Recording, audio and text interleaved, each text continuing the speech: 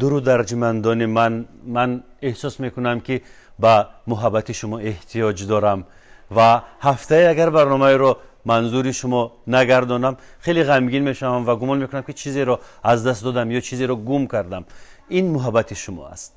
سپاس که با مایید، سپاس که شرح می نویسید و منتظر می شوید برنامه های نوبتی نگفته ها را. اینک برنامه داریم غیر مقرری، برنامه فوق العاده، برنامه هست که با دیگر برنامه ها شباهت ندارد و بهرالدین صبور کارگردان برنامه از من خواهش کرد که این مصاحبه را، محض همین مصاحبه را با مهمانی نهایت عزیز و گرامی قدر من با چشمهای بسته بگذرانم. چشمهایم را میبندم.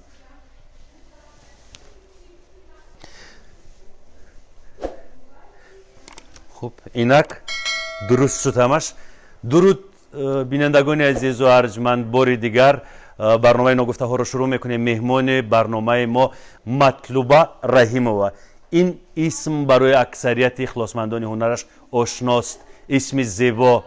و این زمان من درود همه شما رو با بانوی گرامی با مطلوبه میرسانم. درود مطلوبه بانو.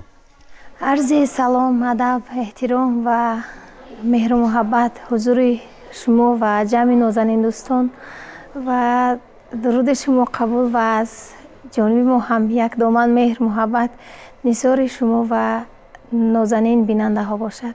صدایتون یک جهان معنی دارد. این آهنگی که از شما میآید، من این آهنگ رو با چشمهای بسته، یعنی همین نوایی که در صدای شما هست، این رو بیشتر حس میکنم. مطلوبه نمیدونم، با یک صلابت دیگر من این صدا رو حس میکنم. و وقتی شخص نمیبیند، حس فقط با شنیدن روانه می شود و وقتی شخص میبیند حس با دیدن و شنیدن و حس کردن و خلاص با چند طرف روانه می شود. اما وقتی چشم‌های شما بسته است، تنها با حس شنیدن شما میشنوید.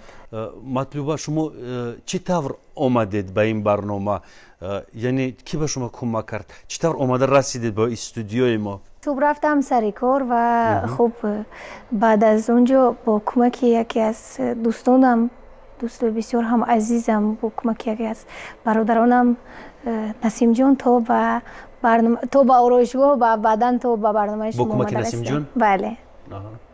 و این جوانی که با شما با استودیو آمد همین است نسیم جان؟ بله، یکی از مخلصان اولین من بود که خب در هر برنامه‌های هنری خیلی نمیدونم، تخمین شاید صنفی 7-8 بود و 12 سال قبل از این و دیگر یعنی مخلص ارشد شما. بله بله. مطلوبه شخصیت بسیار منحصر به فرد است. هر نفر رو نیز در اطرافش نمیتواند راه بدهد، یا نه؟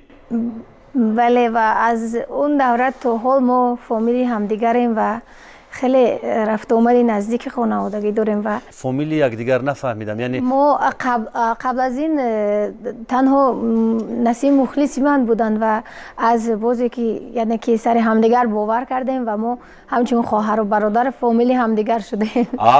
یعنی شما عهد خواهری و برادری بستید؟ بله. چطور با تلفن حرف میزنید مطلوبه؟ این معما است برای من. یعنی رقم ها رو چطور برمیچینید؟ این ارقام با پیامک ها چطوری جواب میدهید؟ این چطور است؟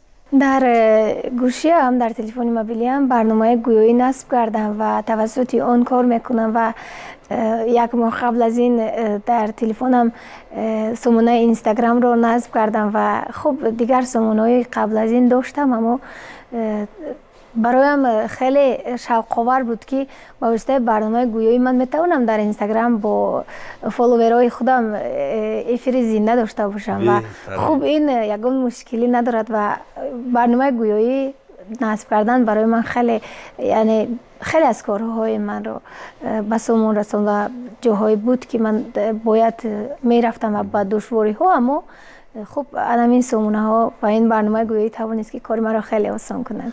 خب وقتی که این وایس پروگرام ها نبودند با مسنجر چطوری جواب میدادید؟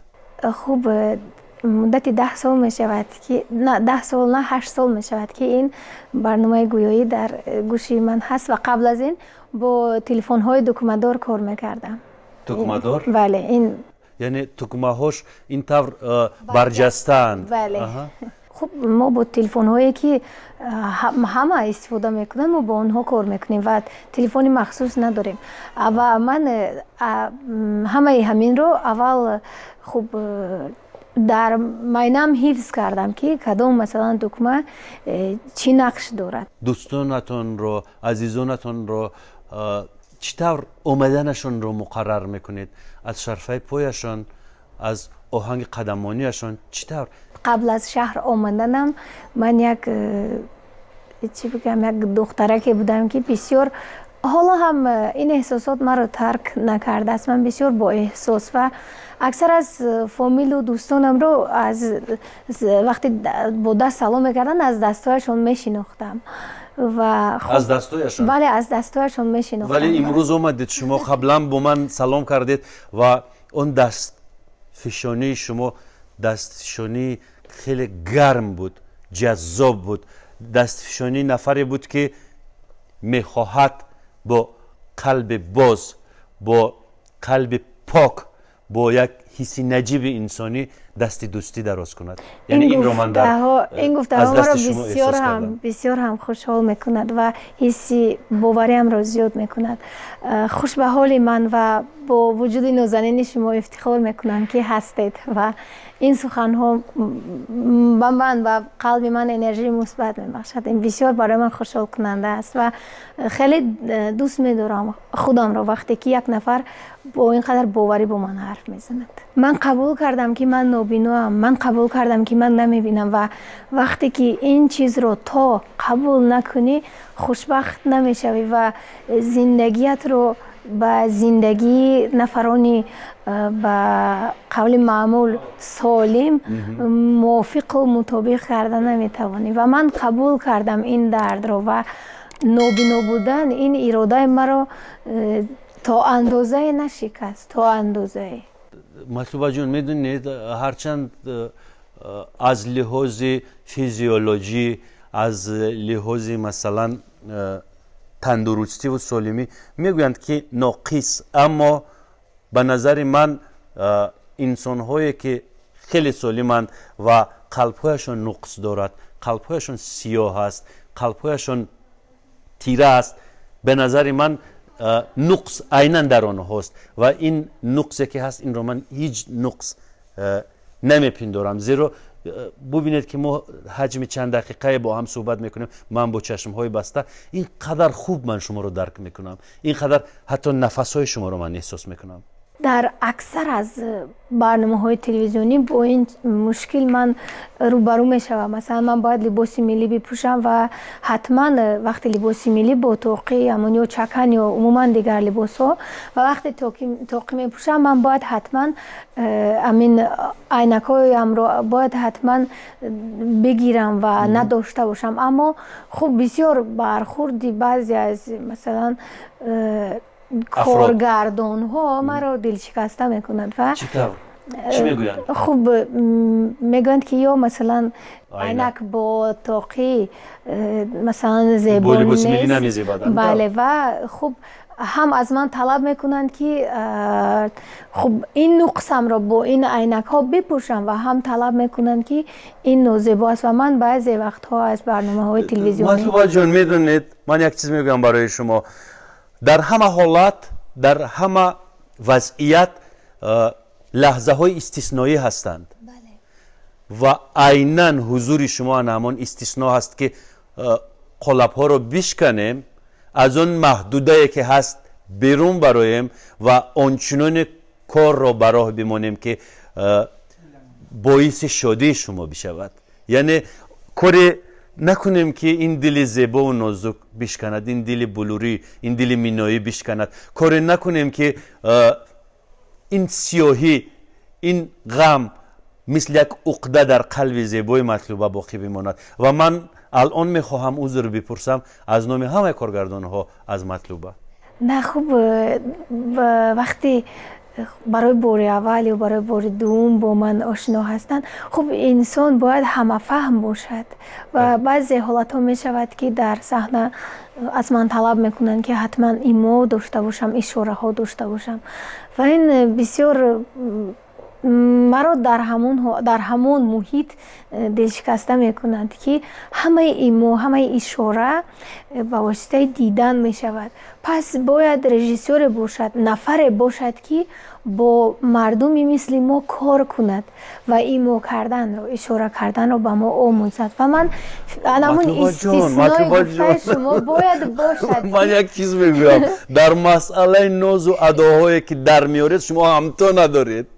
این رو من میدونم، ناز و اداها و ایمو و اشاره هایی که شما دارید خیلی جالب است. من میخوام که همین قلب ناز کند، چهره ناز کند. مهم نازهای اشاره و ایموهای دست نیست. شما ظاهرا نیز نازهای خیلی زیبا دارید. من میبینم و ایمو و اشاره، آن حرکات، آن ناز و ادایی که در میارید خیلی جالب است، خیلی جالب است.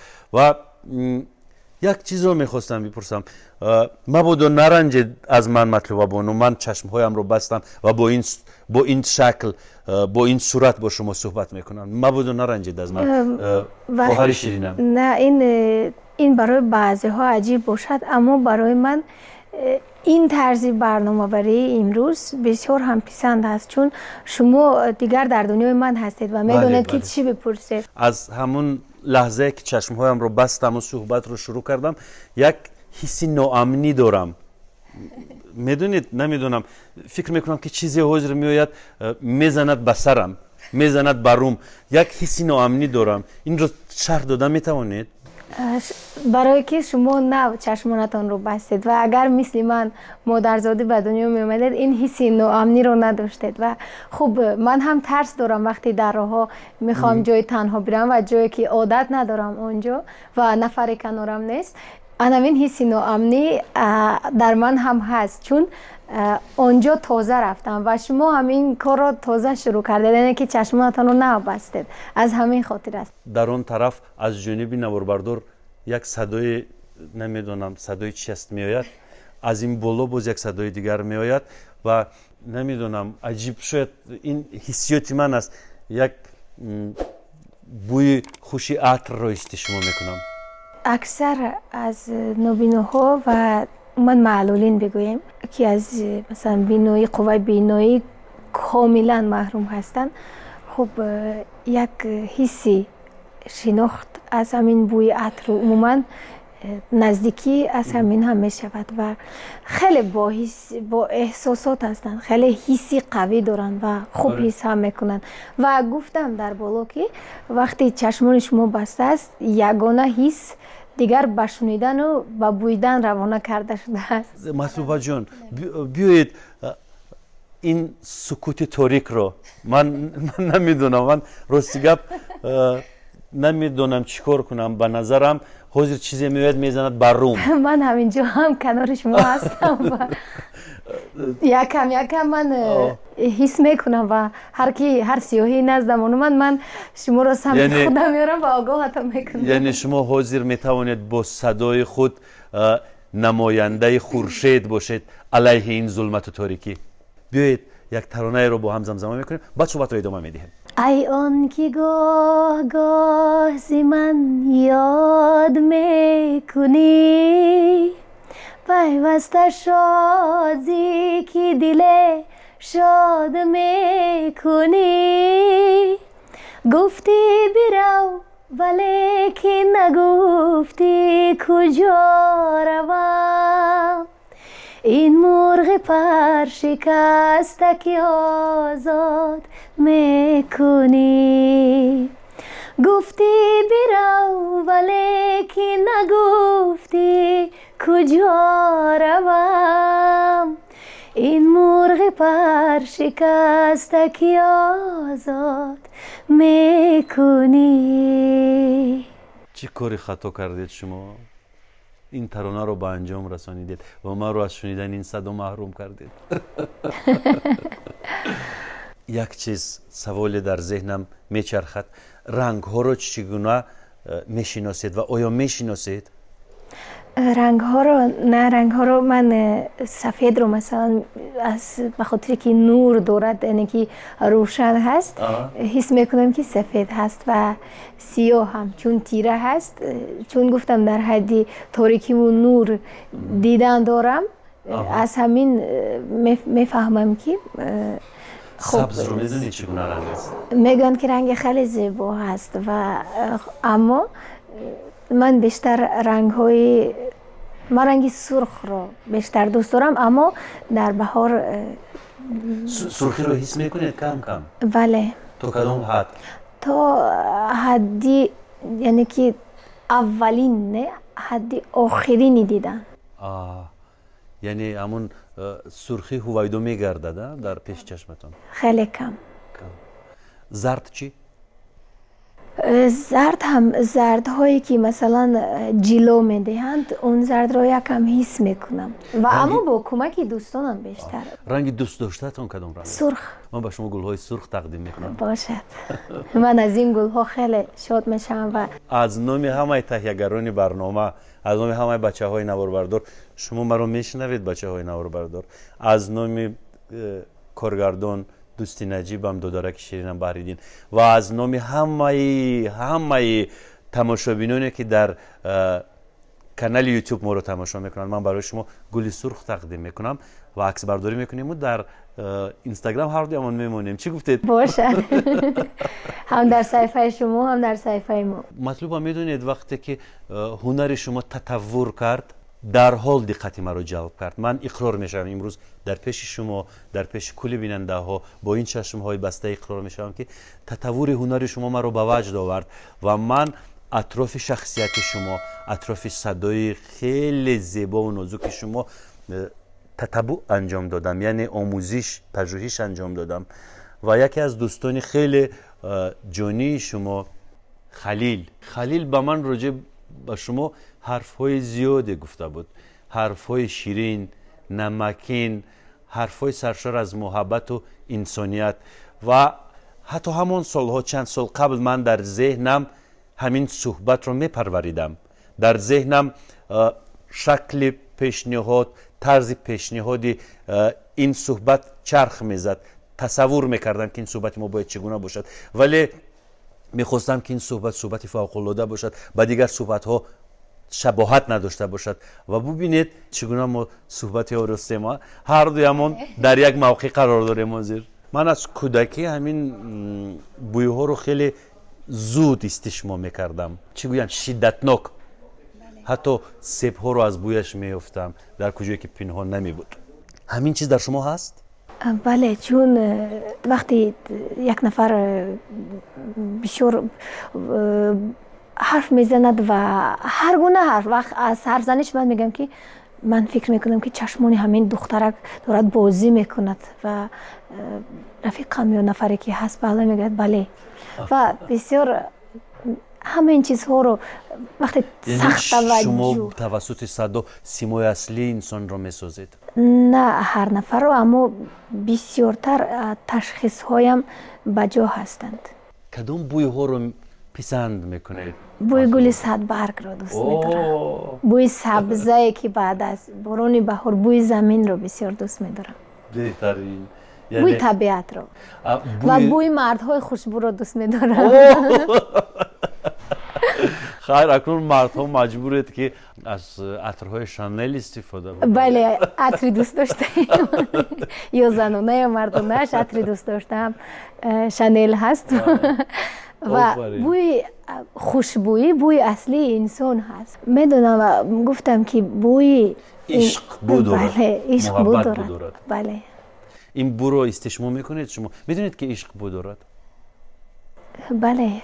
یک بار در برنامه بهریدین صبور شما ذکر کردید که تا هنوز آن قهرمان رؤیایی، آن قهرمان افسانوی سوار سمند سپید پیدا نشده است که دل شما رو به دست بیارد. این حقیقت دارد؟ بله، در نظرم اونهایی که به قول معروف مزاحم میشوند و نزدم میاند ایثار محبت میکنند، خیلی به احساسند، نرم نیستند و بسیار هم سردند، سختند و خب من چگونه پاسخ میگیرند؟ فقط یک جواب دارم، فکر میکنم. به حرف خود صادق نیستند؟ بله، گفتم که خیلی به احساسند. شاید یک هوس دارن، شاید مثلا یک میخواهند که یک همسرشان یک نفر هنرمند باشد یا چیزی دیگر، فکرهای دیگر، شاید قدر نمیدونم ناباورم نسبتشان، اما خب زندگی ادامه دارد و حالا کارهای نو کرده و مثلا برنامه‌های عملی نشده و مثلا ترانه‌های نوسروده خیلی زیادند و خب شاید بعد از این بیاید از ترانه‌های نوسروده یک پاره بسرایم، بعداً با صحبت را ادامه بدهیم. یک ترانه نوسروده دارم، غزلی از غزل‌های گلرخسار هست و آهنگش رو شاگردانه ایجاد کردم و برای شما آهنگ خودتان؟ بله. خاکساری نکنید، بیاید با صدای بلند سلام میزنیم تا سرحد آسمان سلام میزنیم. شعر شاعر والا مقام گلرخسار و آهنگ مطلوبه. در هوا بوی بهار است، بهاری من و تو، بوی دل، بوی هوس، بوی خماری من و تو. در هوا بوی بهار است، بهاری من و تو، بوی دل، بوی هوس، بوی خماری من و تو. عمر بگذشت و نبگذشت خماری من و تو، عمر بگذشت و نبگذشت خماری من و تو. ز بهاری من و تو، بعد بهاری من و تو. در هوا بوی بهار است، بهاری من و تو. مطلوبه جان، سوالم این است، بوی‌هایی رو که دوست می‌دارید گفتید، بوی‌هایی رو که بد می‌بینید، خوش نمی‌دارید، کدام بوی‌هایند؟ بوی مشروب. از مشروب و الکل و عموما سیگار و از اینها خوشم نمیاد و نمیدونم وقتی بوی سیگار رو حس میکنم و یک سرفه دارم و از بوی مشروب خیلی دلشوری دارم. چون که پاکیزه نمیدونم. یک چیز چون با توی مراسم ها می رویده شرکت میکنید؟ بله. در توی مراسم که از این چیز گریخته نمی شود، یعنی استشمام کردن بوی سیگار و این چیزها ناگزیر است. چطور تحمل میکنید؟ بیشتر بین وقتی در توی ها از این خبرها می شود، من کوشش میکنم که بین زنهای میانسال روم و قول نزدیک همپیرک‌ها و میشینم با آنها صحبت میکنم، دعایشون رو میگیرم. بعدا نمیگویند که این دختر جوان فعل و رفتارش کمپیرانه است؟ شاید بگویند، اما من از اون چیزی که در زندگی هرچی که پسندم نیست، خوشم نیست، من اون رو از زندگیم برکنار میکنم. دست میکشید؟ بله، دست میکشم. در خانه یعنی حرکات شما یک مکانیزم ویژه خود رو دارد، یعنی توسط اون کارهایی که امروزا میکنید یک عادت، یک رفلکس پیدا کرده اید؟ نه، طبیعی هست. یعنی رهگم نمیزنید، علاقه از روی مثلا عادت میدونید که باید با کجا بروید، چی در کجا میستد، گم نمیکنید اون چیز رو در خانه؟ نه، از روی عادت هم و بعضی وقتا مثلا کارهایی هستن که برای بار اول انجام میدهم، خب یکم مشکل میشود، اما برای بار دوم موسم مخصوصا در پختن آش پلو من برای بار اول خیلی دشواری کشیدم و با وجود دشواری آشم یکم رنگش سفید آمد، اما برای بار دوم موسم خیلی در سطح نفرانی که میتوانند بپزند پختم و خوب دیگر. چگونه مثلا معیار محصولات رو معین میکنید؟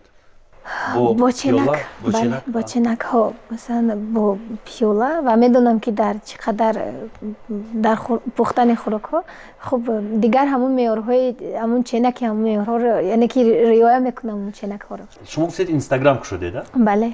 من میخوام که در زیرنوشت برنامه اینستاگرام شما رو درج کنم، اکانت شما رو، تا تماشابینان ببینن و با شما رابطه پیدا کنند. کسی که مثلا مقصدی کمک کردن دارد، کسی که مقصدی با شما آشنایی پیدا کردن دارد، اخلاصمندانتون، اجازه میدهید این رو برای من؟ این خیلی مرا خوشحال میکند که فالوورای من بالا میروند، بسیار میشوند و من گفتم که با مردم خیلی صمیمی ام و اکثر از فالوورهایم در صفحه شخصی هم می نویسند که این برای ما برای بار اول هست که با اینقدر نفرها نوشتیم و حتی سلاممان رو پاسخ ندادند و من دیگر تنها به خودم متعلق به خودم نیستم، من دیگر فرزندی خلق هستم و مهم نیست که او تاجیک هست و افغان است، ایرانی هست، او هند هست.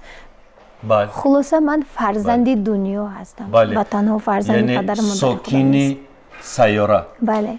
آفرین، اینقدر اندیشه وارسته، اینقدر اندیشه اوری از حس محل، اوری از حس یک مکان، خیلی فکر وارسته. آفرین. زحمت نشود برای شما درخواست میکردم که یک ترانه رو از این ترانه های بهارگونه و زیبا و سبز برای اخلاصمندان بسرایت زمزمه بکنید. اسمی ترانه تو میروی و میخوام که در این برنامه برای بیننده برنامه نگفته ها بسرم و متن و این آهنگ تولید دنیای ایجادی من هست و شما ایجادکار هستید.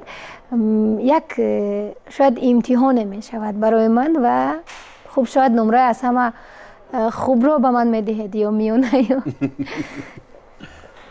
تو می روی و می روم من از جهان، تو می روی و می روم من از جهان، تو جای تو به قلب من به مثل جان، تو جای تو به قلب من به مثل جان، اگر روی به هم رهد ببر مرا،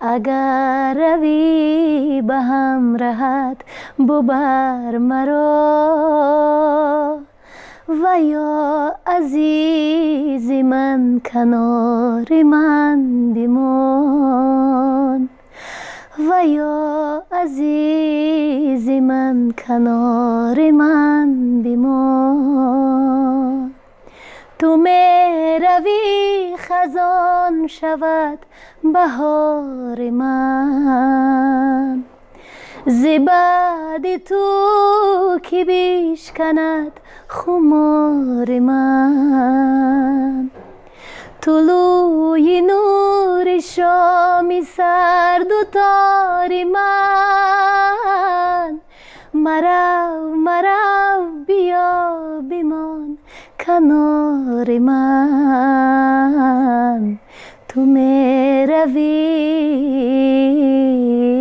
تو می روی، تو می روی، تو می روی. سپاس به خدا با این معجزه، با این معجزه که آفریده است. سپاس بر خداوند. این شعری کی بود؟ آهنگی کی بود؟ و این خب من دوای ایجاد کاری ندارم، اما خب هر وقت مثلا بعضی وقتا احساساتم در قلبم طغیان میکند و خب آهسته آهسته همین گونه شعرگونه ها یا مصرع ها تولید میشوند. از من نصیحت این طور هیچ وقت نگوید که من دعوا ندارم، من دعوا نمیکنم. ای همین سطرهای انشا کرده شما این خود یک دعواست، خود یک دعوای رد ناپذیر است، یک دعوای هست که به جای شما حرف میزند شعر شما، به جای شما دعوا میکند کلام شما. میدونید وقتی که انسان میگوید که نه من دعوا نمیکنم اما چیزی مینویسم، این مثل اون است که مثلا یک آدم پیدا میشود در روزگار شما میگوید که من آشپز نیستم ولی بیا برای شما آش میپزم. نه شاید یا که من استاد پایافزال نیستم ولی بیا من پایافزال شما رو کفش شما رو تعمیر میکنم. نه در روبروی دعوا بکنید. اگر دعوا نکنید من برای شما دعوا میکنم. چون شما خودی شعر هستید و نمیتوانم در مقابل شما گستاخی بکنم و بگم من شاعرم و شعر مینویسم، اما برای خودم مینویسم. جسارت است و احسن آفرین. آهنگ نیز مال خودتان است. بله. اما دیگه حالا حرف تنظیم ندارم. نشده است و خب مبلغ و اینها خیلی مشکل داریم.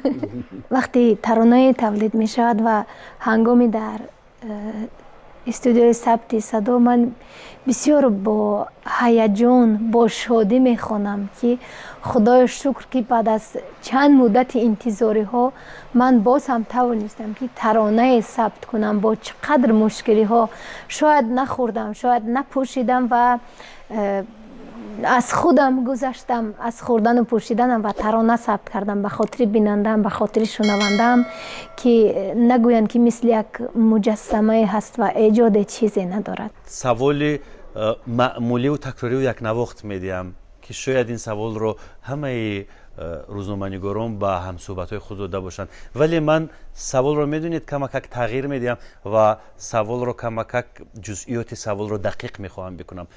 میپرسم که چی آرزو دارید و حتما جوابی رو انتظارم که من آرزو دارم که کنسرت بدیم، صحنه ها رو فتح کنم، ولی من میخوام که درباره همین آرزو مکمل با جزئیاتش حرف بزنیم. بیایید آرزوهای زمینی رو بگیریم. چی میخواهید داشته باشید از چیزهایی که در روزگار شما لازم است؟ در راه بودیم و با نسیم جان می آمدیم و گفتم کاش من یک ماشین و یک راننده می داشتم که اینقدر تاکسی ها را انتظار نمی شدم و از این در این برنامه دیر نمی کردیم و ببینید چقدر ماشین در شهر زیاد هست، اما باز هم ما با چند دقیقه دیرتر رسیدیم به برنامه و آرزو دارم که یک خودرو داشته باشید. بله، یک خودرو داشته باشم. و در خب بیرون از تاجیکستان من شنیده بودم که انا میگونه خودروهای بی سرنشین برای معلولین در خدمت هستند، اما خب من آرزو دارم که این خودروها به تاجیکستان ما هم بیایند و یکش مال من باشد. چرا بی سرنشین؟ شاید یگون سرنشین زیبا و عاشق شاید پیدا شود. کی ناز میکند و کی نمیکند. یک چیز دیگر، این مسئله سرنشینش بسیار دشوار. بله. به هر صورت من فکر میکنم که افراد با اندیشه و خیرتمند و پرفتوح زیاد داریم و این صدا رو میشنوند، صدای قلبی مطلوبه، صدای دل مطلوبه رو میشنوند. زیرا من میدونم که در بازار در این شب و روز اتومبیل اونقدر نرخ گران هم ندارد که مثلا انسان تلخ کف شود. نه، و گپ فقط سر مردانگی و سخاوت پیشگی و جسارت می رود. اگر این آرزو عملی بگردد ما اسم آن نفر رو تکرار و تکرار در برنامه نگفته ها خواهیم گرفت و می شود که با یک رجای معین اگر اتومبیل هم نخرند با اتومبیل هایشون برای ما خدمت کنند خودش هم نه، اگر بخرند باز خوبتر می شود، چون که خدمت با اتومبیل ها این خدمت یک روز است، دو روز است، ولی اگر اتومبیل از خودی مطلوبه باشد یعنی دیگر احتیاج پیدا نمی کند با تاکسی و با این خدماتی که هست در این سمت. خیر، با همین آرزوهای نیک برنامه امروز رو جمع بست میکنیم. مطلوب بانو، در آخر من فقط یک چیز رو میگویم. من در اول احساس امن رو از دست دادم، فکر کردم که چیزی حاضر میاد برویم میزند، به سرم میزند، ولی این احساس آهسته آهسته کم شد. حالا گم میشود با این چشمانی بسته باشید. من با باوری میگم من کنار شما هستم و خب خیره هم باشد نگاه دارم به اون سمت که شما نشستید و چیز شما رو مثلا از چیزی نباید شما ناراحت یا احساس ناامنی داشته باشید. و بسیار از این برنامه، از این صحبت راحت و شاد شدم و یک عالم برای خودم نیرو گرفتم و راستی نمیدونم چی حال و هوایی دارم، فقط این رو قلب من میداند و از اینجا که رفتم فکر میکنم یک ترانه دیگر ایجاد میشود، تولید میشود. کشکی و در نهایت کار من چی میگویم؟ تماشابینان عزیز و گرامی قدر ما، اگرچه چشمهای من و مطلوبه بسته بود، قلبهایمان باز بود. ما همه شما را در سفره قلبهایمان جای دادیم و در سفره قلبهای شما ما نشستیم همراه مطلوبه بانو. طول این چند دقایق مهمان شما بودیم، با کاشانه قلب‌های شما وارد گشتیم و چه واخوری دلانگیزی بود، چه بازدید زیبایی بود، چه صحبت نمکینی بود. همینجا برنامه رو به انجام میرسانیم. مسلط و مکرم باشید. خیر.